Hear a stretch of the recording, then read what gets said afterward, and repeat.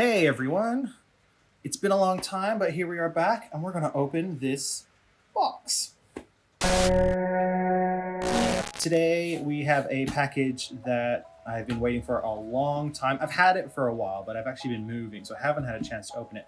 But this is arguably my most excited release from Underverse at the moment, and this will clearly be a square. I do appreciate that it comes in a square box, but let's just get into this.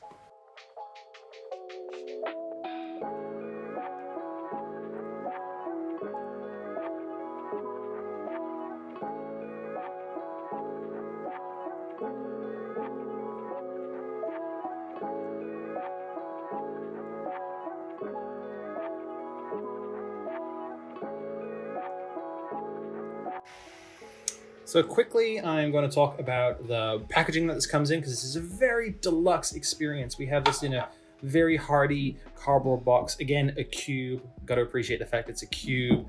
We're met with this really cool illustration over the top, and then we have our square nestled in to our little box here all by himself. It is definitely, very premium feeling, very upmarket. You definitely see they're trying to put the art in art toy here. So yeah, very cool. Always appreciate good packaging. This is my second item from Underverse, and so far packaging has been amazing. Yeah, so let's get this bad boy out.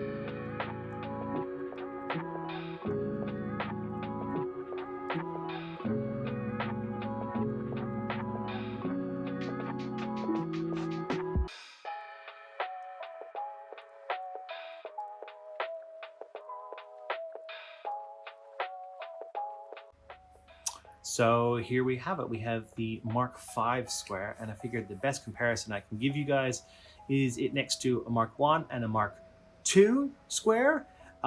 Clearly the Mark 5 is kind of calling back to a lot of the design of the Mark 1.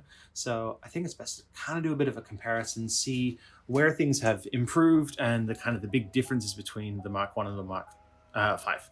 So I'm gonna move this guy out of the way for now.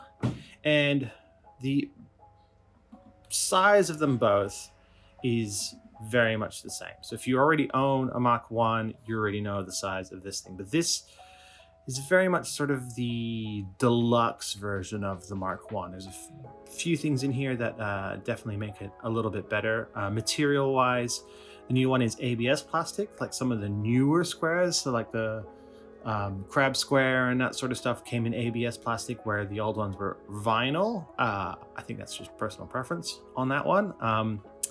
The articulation is basically the same, except for on the newer squares, I'm gonna get out of the shadow, compared to the original Mark 1 squares, there was just a swivel at the waist, whereas this one has the full ball joint in there. You see in there, has the full ball joint in there, which does mean you get a little bit more expression, a little bit more movement. It is something that I've wanted them to have on the Mark 1 squares for quite some time. So it's really cool that it's there, actually. So I'm a big fan of that. See, the Mark 2 had the ball joint in there as well, in the base of it in there. So this does make it a little bit more range of motion. It means it's a little easier to balance as well. Then you can do little bits of, it's not huge. I mean, it's not a hugely articulated piece anyways.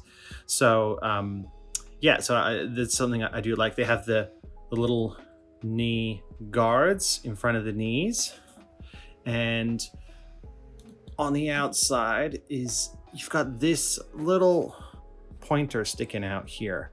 Now, I think I'm going to break that.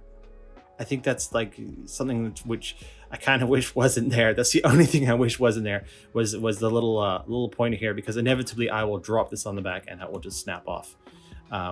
So hopefully we can keep that for as long as possible. It is very cool though. I like it. I don't know how springy that is. It's kind of stiff and rigid. If it's stuck up, I think it would be a little bit more friendlier to people that are more oafs like me. And then the next big thing about this guy is he has opening hatches, which is a very cool addition. So he's got an engine compartment on the inside here. I'm getting that in the light a little bit. Sorry, I have very poor light for this part of it. It is raining outside and the light's gone nowhere. So yeah, so he's got these cool engine compartments on the top. It's got a very cool engine compartment on this. If I can get that open, I have no nails. There we go. Engine compartment on the side there. I will get a photograph in there to show it a little bit nicer. And we have the battery compartment on the back. Now this does have the ability, it's a cool battery compartment because it's got a little bit of engine and then a battery compartment in there. It's not just batteries. But this has the ability to have light up eyes. Now I don't have the batteries needed on hand, so we're not going to have a look at that today, but maybe when I do find it, I can show that in a different video. They appear to be blue eyes. Honestly, with any toy with light up features, I normally do it a little bit or for photographs and then take the batteries out and not really use it a lot on the shelf with the lights.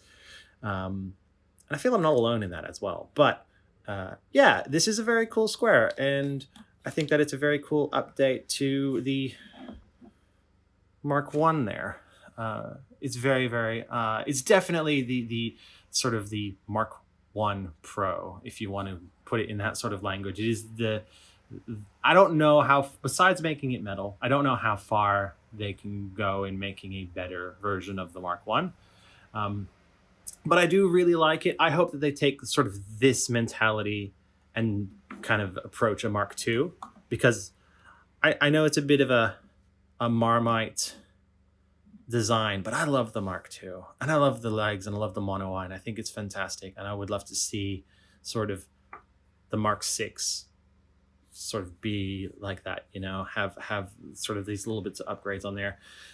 So yeah, so that's basically the Mark 5 in a nutshell, my first one of these. I do have the clear one coming, the clear green one coming as well, because I thought it was a very cool one. I missed out on the milk one. I didn't realize it was like a very limited drop, so that came and went before I even realized about it. But anyway, that was very cool as well. So they're going to have a few of these. I'm excited to see the 1/12 versions as well, because I feel like they're going to be a little bit more collectible, because these have gone up in price a little bit. So the smaller ones might be the more ones you'd have around on your desk and whatnot. They had a one come out, but then it got removed before the drop. So who knows, 1,000 reasons why that could happen. So, but that's basically it. Just a really quick little look at this square. And I really, really like it. I think Underverse has gone well. The weathering looks really, really nice. So I'm excited to see what other colorways they have coming up. Oh, they did a desert colorway as well, which did look badass. And that was a Comic-Con exclusive that, again, sold out really quickly. So I'm looking forward to see that. It would be cool to see a JEA version of it. That'll be really sick, or some other classic colorways. But yeah, that's about it. Just a very quick unboxing, having a quick look around, and I hope you guys enjoyed. I highly recommend these guys. So that's it. Okay. Talk to you guys the next time something happens. So peace out. Later. Bye.